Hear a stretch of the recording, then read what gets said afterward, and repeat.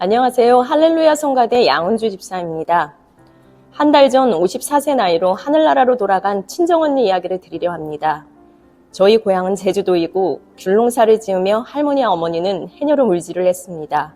한 울타리 안에 할아버지 집, 건너편에 저희 집이 있었는데 할머니는 살아생전 매년 무당을 불러 구슬하셨고 제사도 1년 내내 끊이지 않던 집안입니다.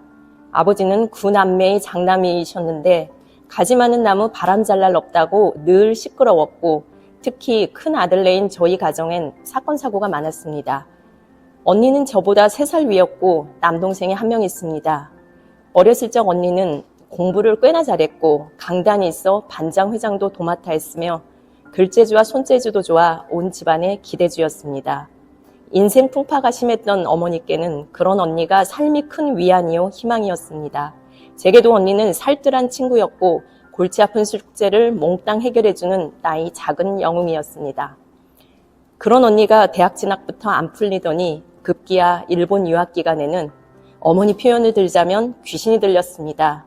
낫게 하려고 굿도 해보았지만 소용이 없었고 그때부터 시작된 정신분열 증세는 계속됐습니다.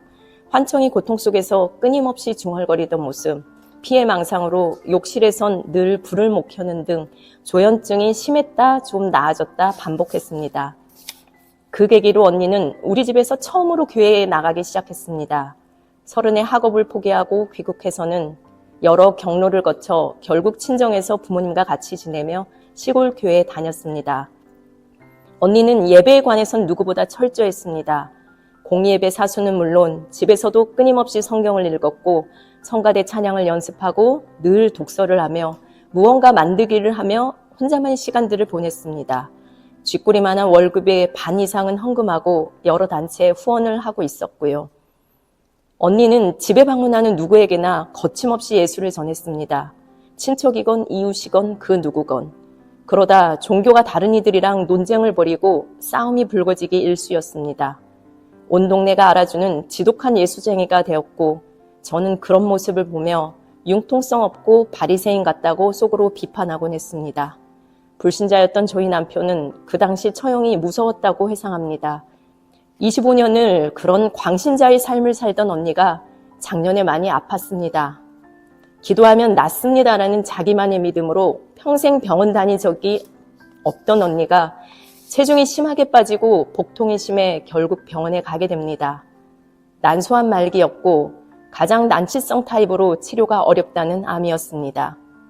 서울 병원을 다니며 수술도 하고 항암 치료도 해보았지만 결국 병원서 포기하여 귀향했고 그때부터 어머니는 지극히 헌신적으로 딸을 간병하셨습니다. 그런 어머니께 수시로 감사를 표현하며 언니는 몸이 허용하는 마지막까지 엎드려 통성기도하고 말씀을 읽었습니다. 임종은 어머니와 제가 지켰는데 기력이 쇠해 눈도 못 뜨던 언니가 눈을 부릅뜨며 어머니만을 한참을 응시했습니다. 어머니는 예배당에 잘 나가겠다고 딸에게 거듭거듭 약속하셨고 그 마지막 약속을 듣고 언니는 눈을 감았습니다. 영혼이 떠난 언니의 얼굴은 차디찼지만 새근거리며 잠이 든 아기 마냥 왔습니다. 천국에 갔구나 확신이 들었습니다. 언니가 떠난 후 지금에야 보이는 것들이 있습니다. 저는 줄곧 언니가 내 십자가라고 여겨왔습니다. 그런데 이제 보니 언니는 가족을 위해 훨씬 무거운 십자가를 지고 있었습니다. 수백 년 우상 숭배의 가문 속 부모님이 구원을 위해 그만의 방법으로 사명을 다해왔던 것입니다.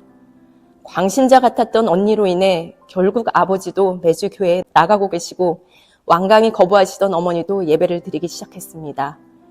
세상적으로는 실패한 삶인 듯 하지만 실상은 하나리 미랄이 되어 심겨진 고귀한 삶이었습니다. 하나님은 치병 기간 연약한 딸을 위해 세밀한 당신의 사랑을 계속해서 보여주셨습니다. 흔한 보험 하나 없고 가진 것도 없고 부모님이 재력 또한 넉넉지 않은 상황에서 치료비 부담을 전혀 없게 하시며 뜻밖의 거액의 돈도 공급해 주셨습니다. 심지어 비행기 좌석을 비즈니스석으로 깜짝 변경해 주시기도 하는 등 하나님이 서프라이즈들은 계속됐습니다. 저는 얼마 전까진 일반 상식선에선 이해가 안 되는 성도를 보면 정죄를 했었습니다. 그런데 이젠 그들 또한 하나님이 더욱 사랑하시며 주님 일을 이루어 가시는 도구로 쓰고 계시다라는 시각을 갖게 됐습니다. 주님을 바라는 자는 어떤 연약함도 주님은 수용하십니다. 언니 장례식은 제가 경험한 중 가장 아름다운 예배였습니다. 숱한 대소사를 우상 숭배로 섬기던 우리 집안에 온전한 예배가 드려졌습니다. 평일임에도 언니 순전한 신앙을 아는 너무나도 많은 시골 성도님들이 예배에 참여해 주시며 환송해 주셨습니다. 교회에 냉소적이던 남동생의 마음도 장례 예배를 드리며 많이 녹아내렸습니다. 언니는 병상에서 시편 136편을 낭낭하게 낭독하는 영상을 남기고 갔고 묘지 비문에도 이 말씀이 적혀 있습니다. 여호와께 감사하라. 그는 선하시며 그 인자하심이 영원함이로다. 오늘도 완전하신 하나님을 찬송하며 그의 딸됨에 기뻐하며 감사 영광 드립니다.